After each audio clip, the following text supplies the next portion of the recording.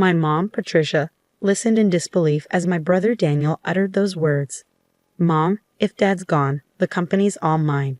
She responded calmly, "Well, obviously, Daniel. Plus, if you do the math, there's supposed to be a sizable inheritance in Plan B with Dad's life insurance. We could live large for a while. It's like a bonus, huh? Got to thank our absent Dad."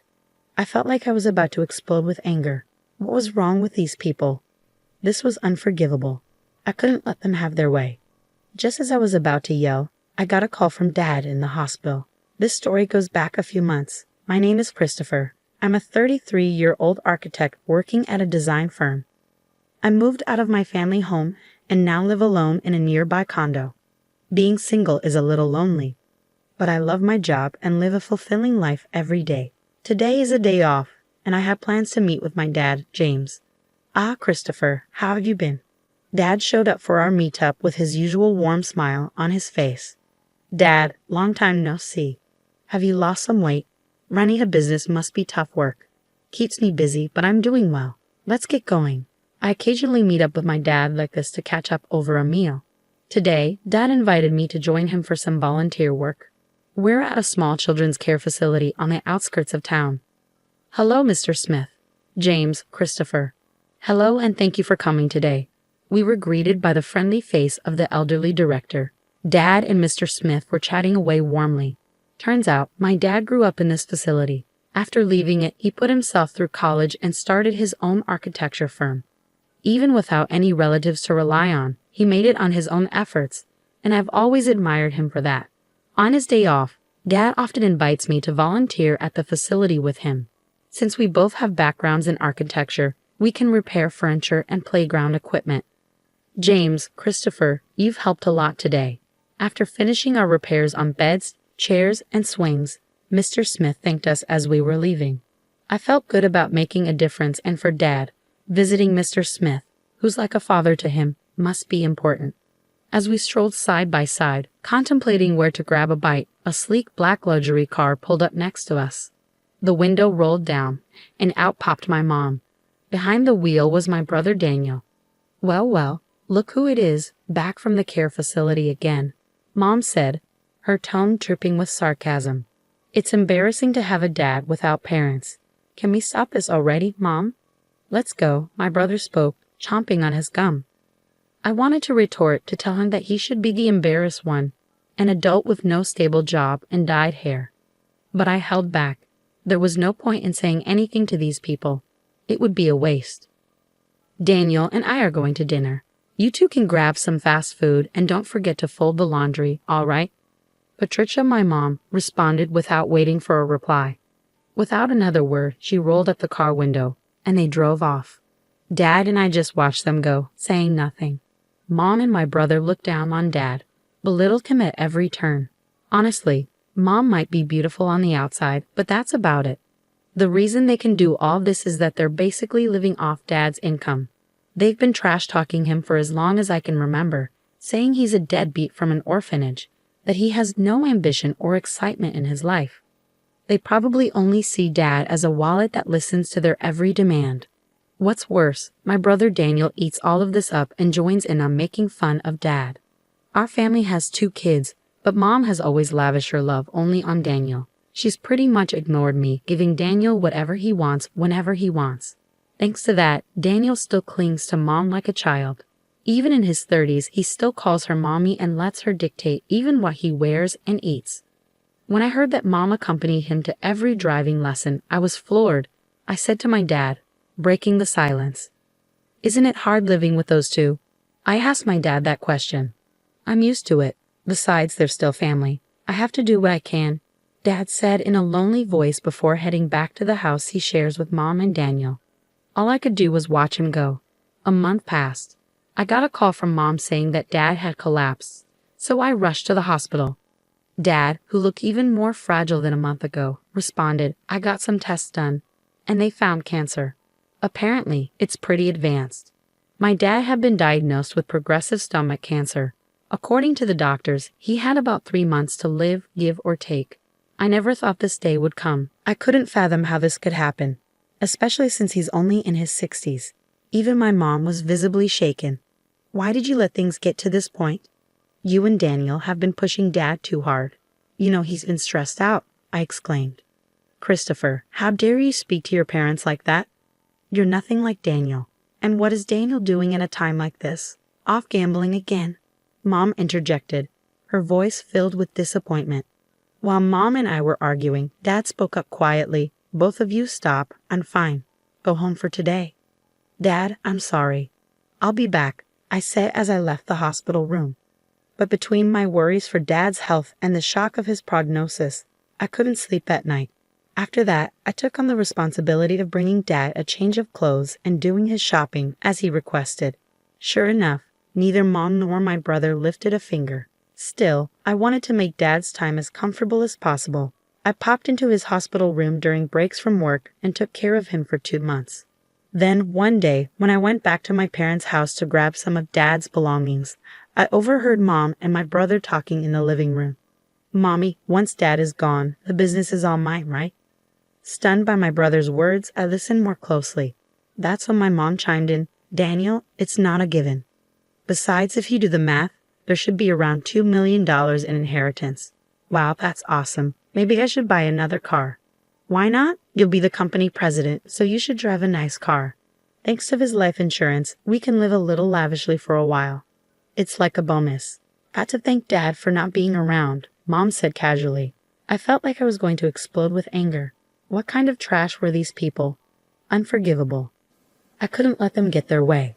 Just as I was about to unleash my anger, I received a message from Dad.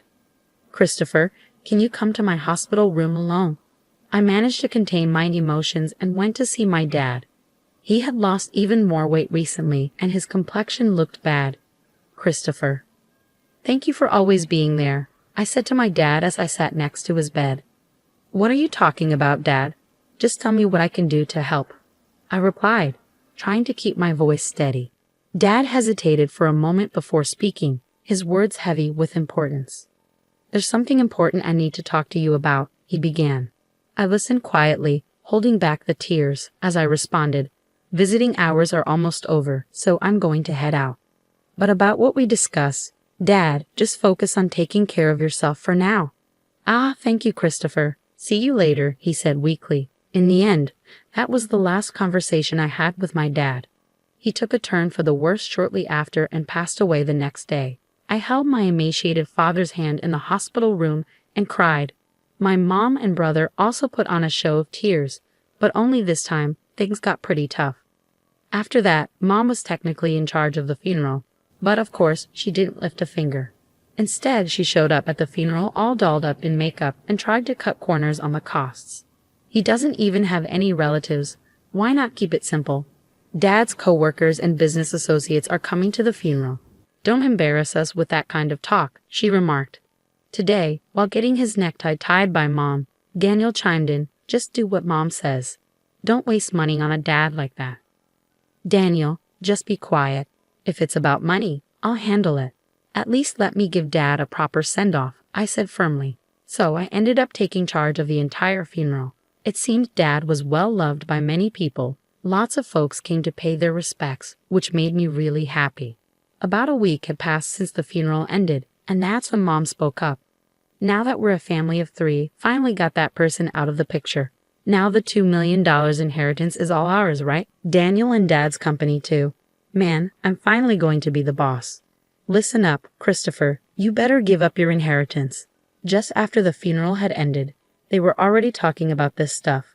Annoyed, I replied. Dad had already arranged all the inheritance matters with the lawyer. I have the contact details. What? Why didn't you say that sooner? Call the lawyer right now, my brother exclaimed. That's right, Christopher, hurry up, added my mom. So I dialed the number on the business card that Dad had given me. Not long after, the lawyer arrived, a woman in her mid-30s. I'm Attorney Williams. I've been authorized by James to handle matters concerning the inheritance. I'm very sorry for your loss, she said while shaking hands. My brother Daniel remarked, Wow, I thought lawyers were all old dudes. You're quite the looker. Got a boyfriend. Oh, Daniel, do you like her? Mommy prefers someone younger. Knock it off, both of you, I scolded. Thank you for coming all this way. Please come in. I added, ushering Miss Williams into the room. We listened to what she had to say. Let me explain. First of all, concerning the company, James had told me before he passed that it would be transferred to an acquaintance's company. I've been proceeding with the paperwork. What does that mean? I was supposed to become the CEO. I've heard nothing of the sort. My brother raised his voice in protest. For the sake of the employees, the company will be merging with a trusted and skilled company that your father was fond of. The other company has already agreed, so there's nothing that can be done. That damn outsider. Damn it, my brother exclaimed. My mom hurriedly chimed in. Daniel, calm down. The inheritance is ours, right? It should be around $2 million, shouldn't it? Miss Williams answered matter-of-factly, no, there's nothing like that. The company was not doing as well as you think, and any remaining assets have been used to prepare for the company's transfer. What? What about our money? There should be $2 million coming in. Mommy, what's going on? I questioned. Patricia has received a substantial life insurance payout. She has left a will expressing the desire to gift that money, Miss Williams explained. My mom interrupted. What are you talking about? We've already spent that on a new. The lawyer mentioned Dad's multiple insurance policies. Right then, the question about other life insurance payouts arose. What about those other payouts regarding life insurance? I asked. James had canceled all policies before he passed. All I know is that the money was used up, Miss Williams replied. What? Where did all the money go before he died? Damn it, was he planning to leave us without a dime? I muttered in frustration. I watched as Miss Williams left and my mom and brother lost their composure. As she left, she said, It's tough, isn't it? All I could do was give her a forced smile in return. Later, I looked up at the night sky, recalling the last conversation I had with my father while walking. Christopher, would you take over the company if I die? There might not be much in assets, but I should be able to leave you at least the insurance money. There should be enough of that, Dad had said. What are you talking about, Dad? You were the only one in the family who was kind to me. I wanted to leave something for you, at least, Dad. I respect you for building the company from scratch with your own hard work. I want to make it on my own too. I don't need the company or the insurance money. But if there's any inheritance left, I want you to use it as you wish. I'll help in any way I can, I had replied. Christopher, thank you. Thank you, Dad had said with gratitude. As I continued walking, I realized I had arrived at the facility, despite it being night. Mr. Smith was in the yard, and when he saw me, he ran over in tears. Christopher, James passed away so suddenly. He told me not to come to the funeral. But actually, Mr. Smith, my dad was grateful for both you and the facility. I just found out too, a little while ago. James made a large donation to the facility, a really large one. Now we can buy the things the kids need. We might even be able to renovate. Thank you, but I wish James could have lived. I wish he could have been. While comforting a tearful Mr. Smith, I found myself crying too. Looking up at the starry sky, I whispered in my heart, Dad, you did it. You really did it. A few months later, I had occasionally met with lawyer Miss Williams to handle the intricate legalities of transferring the company and settling the estate. This was to be my last meeting with her. After expressing my gratitude for her support, Miss Williams offered her condolences once more, comforting me in a considerate manner. As I was seeing off Miss Williams, I thought about how I might never see her beautiful face again. She was such a kind and gracious person. Just then, as I was waving goodbye, a familiar car pulled up beside Miss Williams, and out jumped my brother wielding a metal bat. Ah, hey, what the heck are you doing? I yelled, quickly tackling my brother. Shut up. Let go of me. His face turned red as I held him down on the ground. He was struggling. Were you trying to attack Miss Williams? What's going on? What's going on? I demanded. Because of her. I didn't get the company or the money. It's her fault. Damn it. That's ridiculous. This isn't Miss Williams' fault, I responded. I had thought he was foolish, but this was beyond anything I'd expected. While shielding a trembling Miss Williams, I called the police. Inside my brother's car, not just a bat, but also a rope and a stun gun were found. Clearly weapons. He was swiftly arrested. When our mother found out, she fumed, You'd send Daniel to jail. Your own family. How heartless. I replied calmly, I no longer consider you or him family. My only family was my late dad. I'm cutting ties with both of you." Mom was still ranting, but I ignored her and cooperated fully with the police investigation. I later found out that my brother had also been repeatedly harassing Miss Williams online, making vulgar comments and slandering her. Threats had even been made, and the police were in the process of identifying him. My brother was sentenced to jail for his attempted attack on Miss Williams. She also sued him in civil court for defamation, and he was ordered to pay damages too. Please take every penny he has if that'll make him reflect on his actions. "I'm truly sorry for all this," I said upon my apology. Miss Williams gave a faint smile and said, "I'll do just that. Thank you for saving me from a dangerous situation. From now on, I hope you at least find happiness, Christopher." Several months later, when spring arrived, I found myself at Sakura Garden. Today, it wasn't for volunteering, it was a business meeting. Thanks to the funding from my father's donation, the aging facility was planning a renovation. Mr. Smith had approached me for the architectural design. I initially declined, citing my inexperience, but Mr. Smith was unyielding. James always proudly said, "Christopher will become an exceptional architect. He's already surpassed me. We can do this because of James. I'd really like for you to take on this project, Christopher," Mr. Smith insisted. With sentiments like that, how could I say no? I wanted to create a wonderful building that brings even a small amount of happiness to the kids and Mr. Smith. I'm sure my dad would have been proud of that. As for my brother, well, he hasn't changed even after his sentencing. Actually, he's become even more irresponsible. Though he avoided jail due to probation, he still begs our mom for money daily, starts drinking in the afternoon, and gambles away what he borrows. My mom is being pushed around by my brother every day. The large house we lived in, thanks to my dad, along with the car bought with insurance money, were sold to pay for Miss Williams' compensation and my brother's bail. Now, it seems they live together in an old apartment. A friend told me she's lost her beauty and looks more like an old woman now. She brought this upon herself.